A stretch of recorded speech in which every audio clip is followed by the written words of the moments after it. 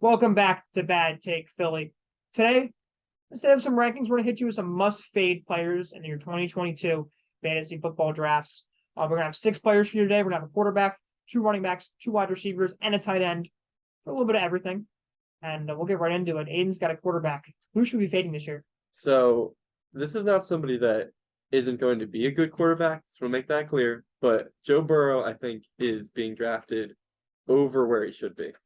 He's in some places being ranked as the 4th quarterback overall, not everywhere, but he has been rated above Hurts or Murray in some, and I think that's like ridiculous. He had the 3rd highest touchdown rate last year, 6.5%, along with the easiest schedule among all quarterbacks by a wide margin. The next was Teddy Bridgewater, but like the schedule and stuff, and he also against good defenses was not a great quarterback for fantasy, putting up like mid quarterback points. And against like easy schedule, he was doing what he should. But like I think the last 2 games of the season where he put up over 60 points, and then the playoff run is increasing a recency bias that is leading to him being drafted way higher than he should. Yeah, I think he'll still be a good quarterback, but he's just being drafted over those quarterbacks with that insane rushing ability. I agree is probably making him a little bit of a fade for me. Yep, that's fair. Who's your player to go to? That's fair. I'm going with Deebo Samuel.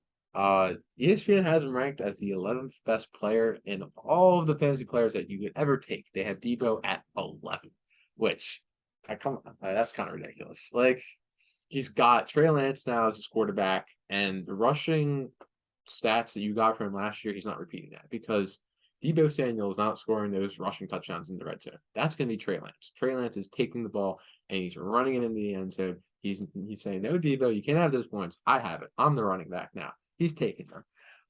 And we don't know what kind of thrower Trey Lance is going to be at the ball. So, yeah, I'm not as high on Deebo this year as other people are. Injury concerns, I think everyone just forgets about that. Last year everyone was like, Deebo can't stay healthy. And then he stayed healthy this year. So now everyone's like, oh, Deebo, 11th best player. Like, injury concerns don't just leave. Like, he was still hurt all the time in college. He was hurt in 2020. He was missed a few games in 2019. Like, this last year was an anomaly with him staying healthy. Brandon Ayuk could also make another step forward in that offense, year 3 with him. They still got George Kittle, so there's a lot of people competing for targets, and Deebo, what made him such an elite player last year was that rushing points, and he's not getting that this year with Trey Lance running the ball. There are just a lot of better players, I feel, in the late first, early second round. Like there's so many better running backs and receivers. My player is going to be James Conner. If you guys watched the running back video, I hate James Conner. Right now he's doing off the board at an average ADP across all the websites at ADP 32, which is the middle to back end of the 3rd round. Just way too high. There's so many better wide receivers and running backs in that area. So James Conner last year, he had 39 targets. And it was 39 targets. He caught 37 of them, which is an absolutely insane rate. That'll never happen again for James Conner. He's not even a good receiving back. He just got lucky with all the catches, really. There's a good chance that he does not have the full reins of the backfield like he did for some of last year. You could definitely see Terrell Williams or Benjamin taking a lot of the receiving work and just taking like some 3rd downs, 2-minute drills, a lot of type of stuff. Also last year he scored 18 touchdowns, which I think was 2nd or 3rd among all running backs at an insane rate. I think it was like 1st in touchdown rate in the entire league or 2nd. He's just due for regression in almost every category that we care about as fantasy players. We care about touchdowns and we care about receptions for the most part. And he's going to regress in both of those statistics. He's probably going to have less targets and he's going to have a lower catch rate. So we could see him more like 20, 25 catches instead of the 37 he had last year. And the touchdowns could drop by 10. Like he could have 8 this year. I would not be surprised whatsoever. So being drafted as like a mid running back 2 is just not okay. He just fade him as ADP at least. I mean, if he gets to like you in the 5th, 6th round, absolutely go ahead and have him because he's going to have a good workload. But just at his ADP right now is just way too high. I have another running back. It's someone who I loved rookie year, but last year just wasn't great, and then this year is just losing the #1 job is Antonio Gibson. He's ranked around the like different sites as RB22. We didn't have him on our top 24. Probably wouldn't have him on our top 30. No, it wouldn't. He's just not even Ron Rivera said in a quote that he needed to run harder. And if you're a running back, you should be running harder already. And they also had him returning kickoffs and playing for special teams. You don't put a running back one that you're going to use the whole year on special teams plays. You just don't do that. And he had a lower yards per attempt last year than his rookie year. He's getting worse. And then they drafted Brian Robinson, who seems to take over the starting role. And like, it just doesn't make sense. The people that are being taken over him that you should take instead of Antonio Gibson are people like Tony Pollard, I'd say Clyde, and then I'd take a shot at Rashad Penny over Antonio Gibson because I just don't think Antonio Gibson's going to do anything. You could also get Brian Robinson instead of Antonio Gibson. And then also they re-signed McKissick too. So Yeah. Antonio Gibson is already not getting the receiving work. Brian Robinson's probably going to split the early down work with him. So you're getting a running back on a shit offense that's going to get half of the early down work. That is just an absolutely terrible deal for me. He's going in like the 6th round of drafts. Get out of there. Do not go anywhere near him until maybe like the 9th, 10th, 11th round is when you can maybe pick him up. Nowhere near RB20. No, nowhere near that.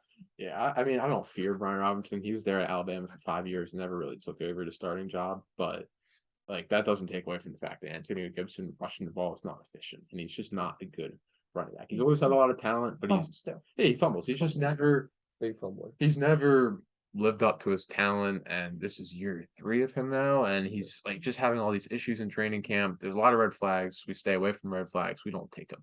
Another receiver that I'm going to talk about is Diontae Johnson. And like just as a player, I'm a big fan of Diontae Johnson. But when you look at that offense, Big Ben wasn't great last year.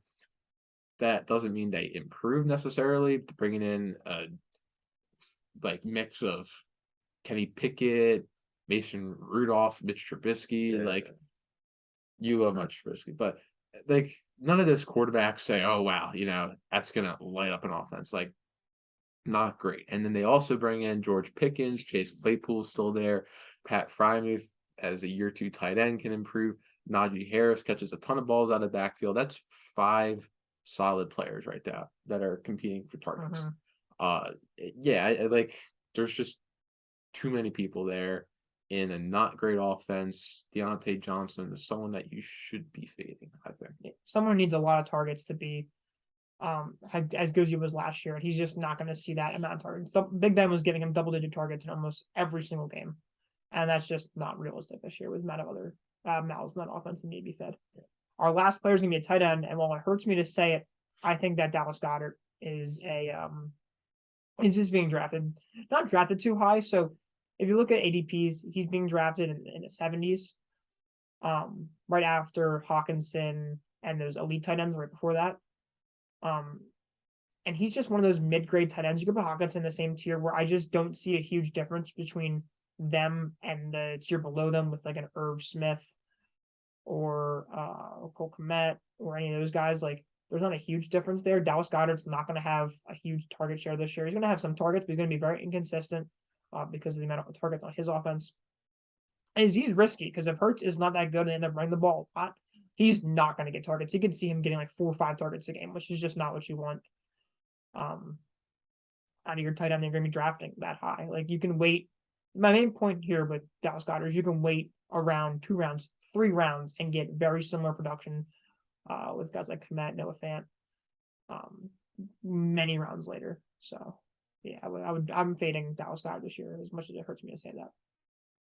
So yeah, that was our 6 must-fade players for the 2022 draft. A little bit of a shorter video. If you made it to the end, subscribe, like. We got more content coming out. Tight end must draft players too, and then we'll hit you some more stuff soon.